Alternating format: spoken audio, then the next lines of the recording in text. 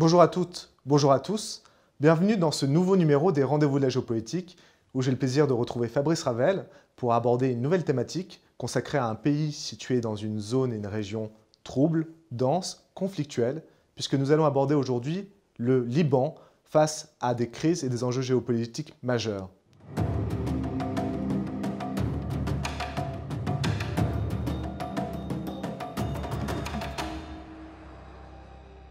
Bonjour Fabrice. Bonjour Olivier, bonjour à toutes et à tous. Alors on va s'attacher à un pays, le Liban, qui a montré une capacité de résilience exceptionnelle face à des conflits et des crises géopolitiques majeures. Comment on peut expliquer ce destin si exceptionnel, Fabrice? Je trouve qu'effectivement vous avez synthétisé beaucoup de notions parce que le Liban n'est pas forcément le pays par la taille ou par la superficie qui attire le plus l'attention ou qui est le plus spontanément mis en évidence.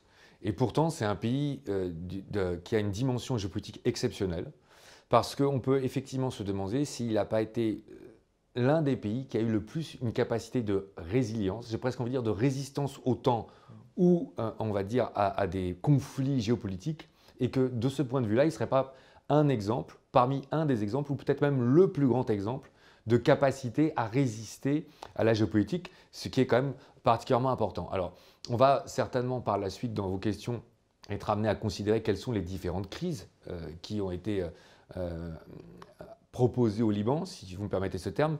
Mais en préambule, je voudrais vraiment insister sur deux points. D'abord, on a rarement vu effectivement un pays depuis 1945, donc depuis 70 ans, sur un espace de temps aussi court, être confronté à un nombre de crises géopolitiques aussi nombreuses et aussi intenses en termes de dimension. Il ne faut quand même pas oublier que dans la région, alors de façon plus ou moins proche, il y a d'immenses empires qui ont existé, mais qui sont tombés. L'Empire byzantin, plus proche de nous, l'Empire ottoman. Il y a d'autres pays qui ont été bouleversés, on pense bien sûr à l'Irak ou à la Syrie. Et là, finalement, on se retrouve avec un pays qui, nonobstant le fait que les crises auxquelles il a été confronté ont été importantes, a su, en tout cas, les dépasser et être toujours parmi nous, puisqu'il y a eu des élections législatives au Liban en juin 2018, il faut le rappeler. Il y a un deuxième préambule qu'il est important à souligner, c'est qu'en plus, ce qui est passionnant sur l'histoire du Liban, c'est que loin de se contenter de faire un panégyrique de faits historiques, on va se rendre compte assez rapidement qu'il est un élément formidable de géopolitique, d'une part, parce que très souvent, le Liban est une sorte de reflet ou de miroir sur l'état de tension des relations internationales. Je m'explique un instant. En fait, quand la géopolitique ou les relations internationales sont relativement apaisées, on se retrouve dans une société libanaise qui est relativement apaisée. A contrario, quand il y a des tensions géopolitiques fortes, on se retrouve sur des tensions géopolitiques très fortes au sein du Liban qui vont jusqu'à la guerre civile, on va y venir, guerre civile qui malheureusement dans ce pays a duré au moins 15 ans. Et puis, au-delà de ça, on peut même utiliser un terme, le Liban est un marqueur, Olivier, parce qu'en fait, de par son histoire complexe, la diversité de ses confessions, de ses cultures, on peut se demander s'il n'est pas le symbole des problématiques à venir du XXIe siècle, et si quelque part, effectivement, quand on observe le Liban, on n'est pas en situation d'observer globalement les fractures ou les dynamiques fondamentales de la géopolitique au XXIe siècle. C'est précisément pour ça que nous nous intéressons au Liban, justement. Le Liban est le reflet de toutes les tensions qui traversent évidemment le Proche-Orient, mais également l'ensemble de la planète. Il y a une première crise géopolitique majeure qu'on va aborder, qui est celle du conflit israélo-arabe en 1948. Il faut rappeler une chose, c'est que le Liban a une frontière avec Israël, et donc se retrouve impliqué dans ce conflit, et ça a des incidences sur le Liban. Oui, alors, pour bien comprendre l'ensemble de ce que moi je qualifie les tremblements de terre géopolitiques, il faudrait peut-être aussi, dans la continuité de nos préambules précédents, rappeler qu'est-ce qu'était le Liban à la fin de la Seconde Guerre mondiale. Alors, vous avez raison de souligner les aspects géographiques. Donc, on rappellera que le Liban, finalement, est un pays qui a une frontière avec la Syrie, ce qui évidemment est très fort dans le contexte géopolitique actuel, une frontière avec Israël, avec la Syrie aux alentours de 300 km, avec Israël autour de 80 km, puis une bordure avec la Méditerranée, c'est un pays maritime de 220 km. Ce qui me paraît important aussi à rappeler, c'est que le Liban a des chaînes de montagnes très importantes, avec d'ailleurs des sommets qui sont régulièrement enneigés, et dans un contexte de pénurie d'eau, c'est donc un pays qui a une situation géographique très particulière, et ce, dès l'origine. Les premières traces de vie au Liban on les estime autour de 5000 ou 7000 ans avant Jésus-Christ.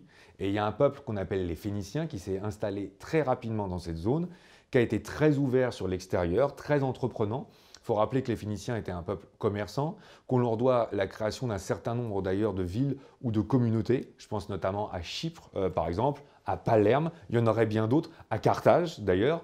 Et donc en fait, dès le départ, on a un pays qui a une façade maritime importante et qui se projette et qui va accepter très très tôt une très grande diversité en termes de langue, une très grande diversité en termes de confession. Et ça, c'est très important parce que finalement, ça va perdurer de l'ère du christianisme jusque pratiquement le XXe siècle. Alors ensuite, effectivement, il y a une réussite économique, car dans la région, très tôt, les Phéniciens vont développer tout l'art bancaire ou l'art du commerce, ce qui fait que la prospérité du Liban a été telle et ses capacités économiques reconnues par tous étaient tellement importantes que le surnom du Liban, Olivier, il faut le rappeler, jusqu'en 1945, en 1950, c'était la Suisse du Proche-Orient. C'est dire à quel point d'ailleurs c'est un pays qui faisait rêver et c'est un pays dont la stabilité politique permettait d'ailleurs la croissance économique. Pour venir à votre question, on voit bien que là il va y avoir un premier bouleversement. Il y a le premier conflit israélo-arabe. Alors, bien sûr, je pense que tous nos auditeurs vont comprendre qu'il serait impossible de faire une synthèse sur l'ensemble des crises. Ça ne se veut pas exhaustif, mais ce qui va nous intéresser, c'est de comprendre pourquoi cette crise va avoir évidemment un impact sur le Liban. Alors d'abord, rappelons, si vous me le permettez, assez rapidement les faits.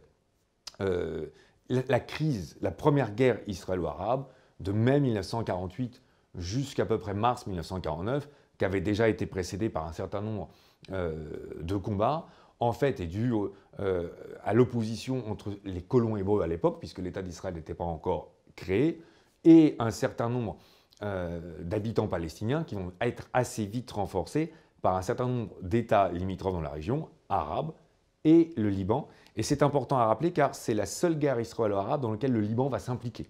Il y a 3000 Libanais qui vont à peu près être dans les forces qui vont s'opposer aux colons hébreux.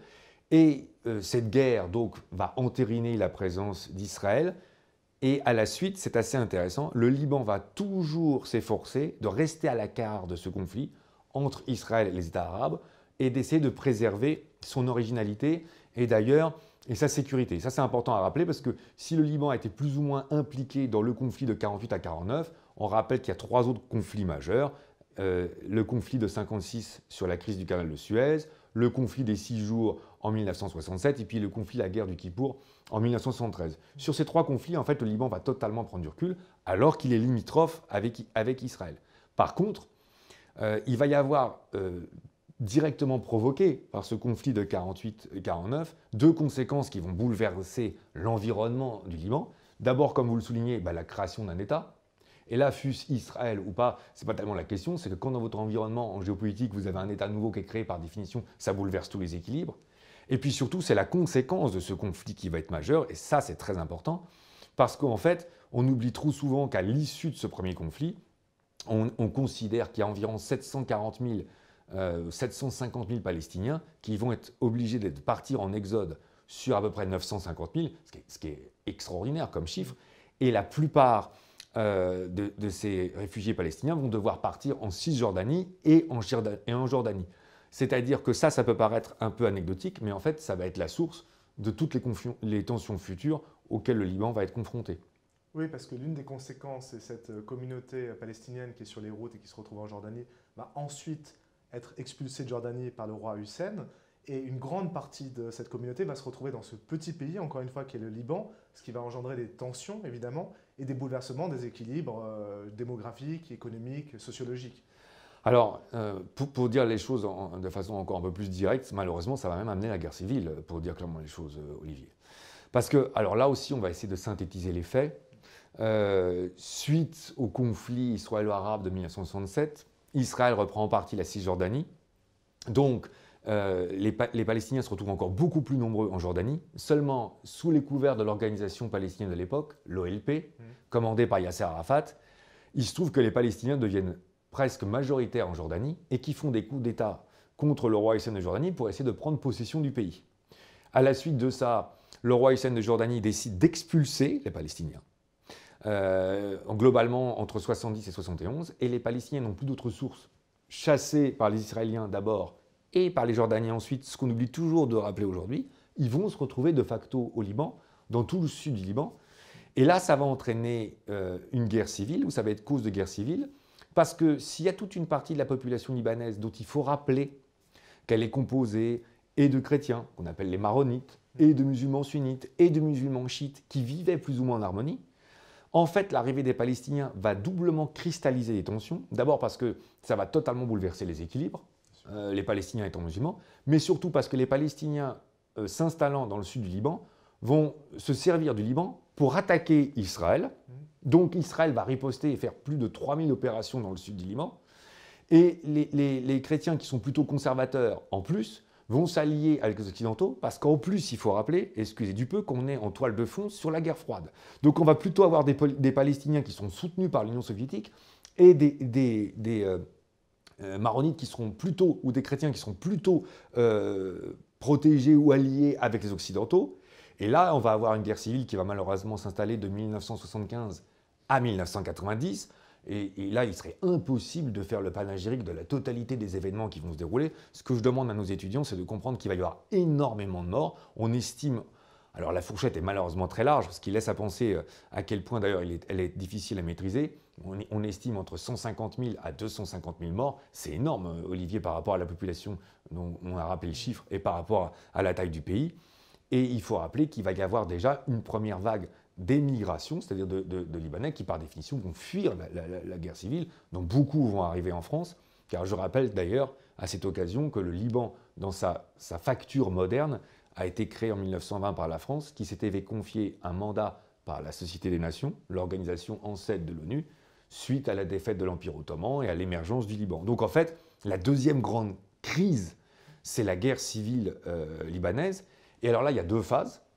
Une guerre qui reste interne au Liban entre 1970 et 1982, et puis à partir de 1982 jusqu'en 1990, une intervention de puissance extérieure qui va se faire de plus en plus prégnante, notamment par les forces israéliennes d'une part, mais par les forces syriennes, et ça va être l'occasion d'une troisième grande crise.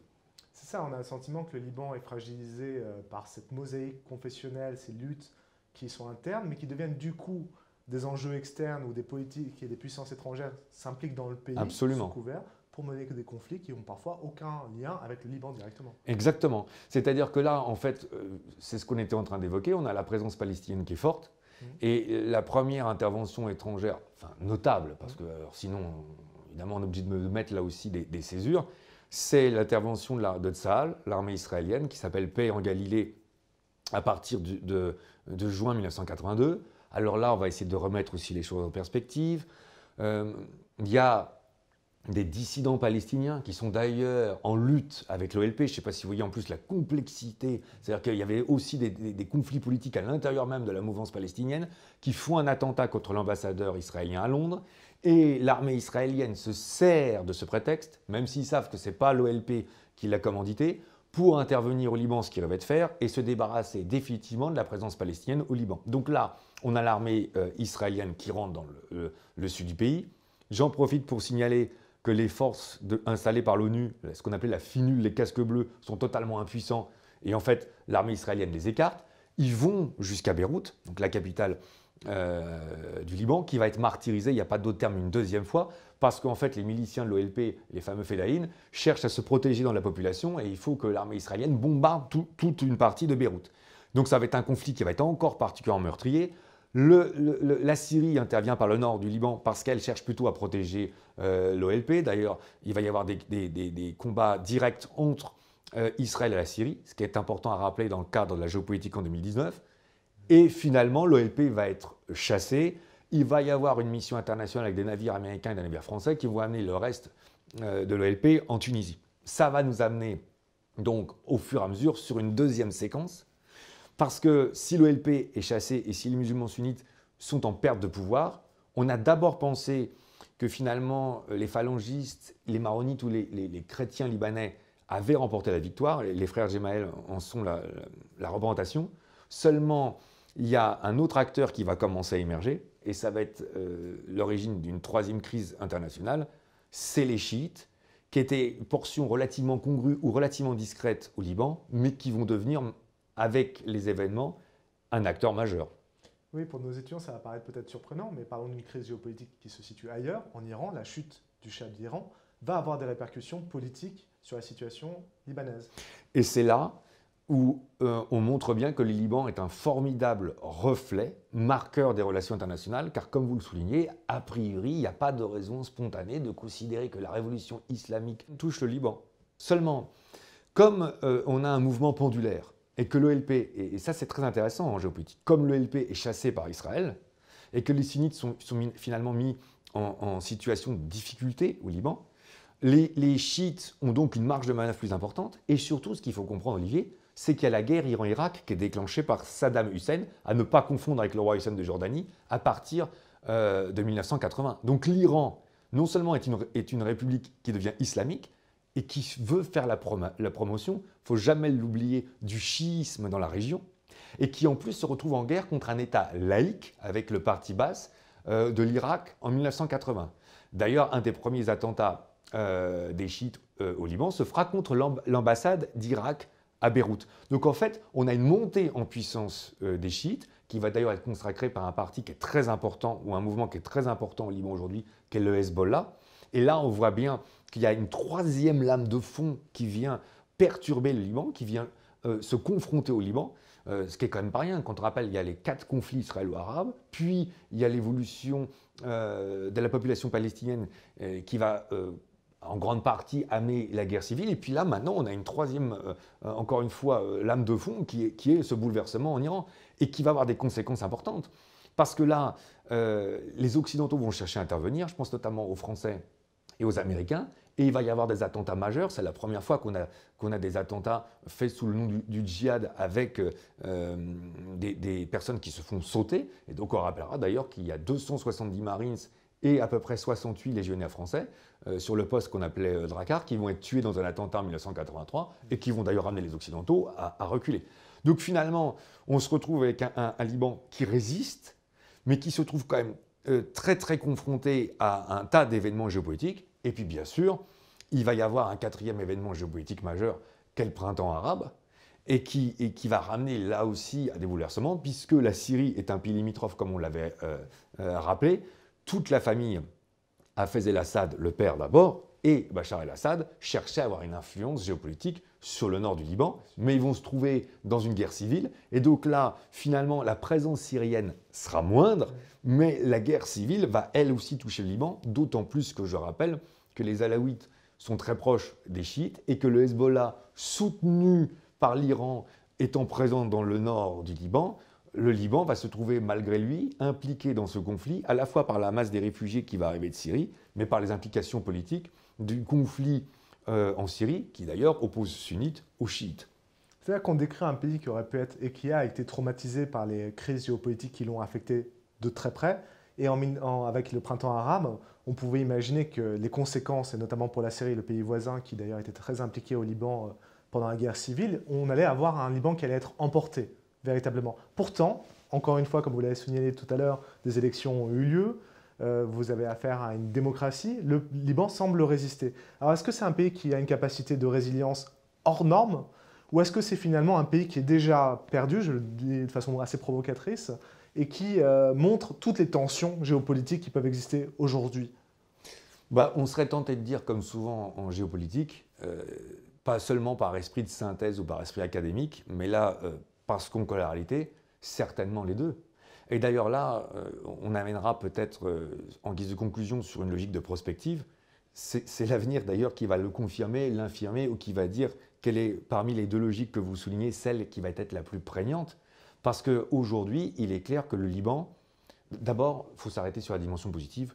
On peut légitimement s'interroger sur le fait de savoir quel pays aurait pu résister à un tel bouleversement de son environnement, à une telle confrontation avec autant de conflits majeurs que le Liban. Enfin, franchement, parce qu'en plus, là je demande à nos auditeurs d'entendre, de par le temps qui nous est imparti, on s'efforce d'être synthétique.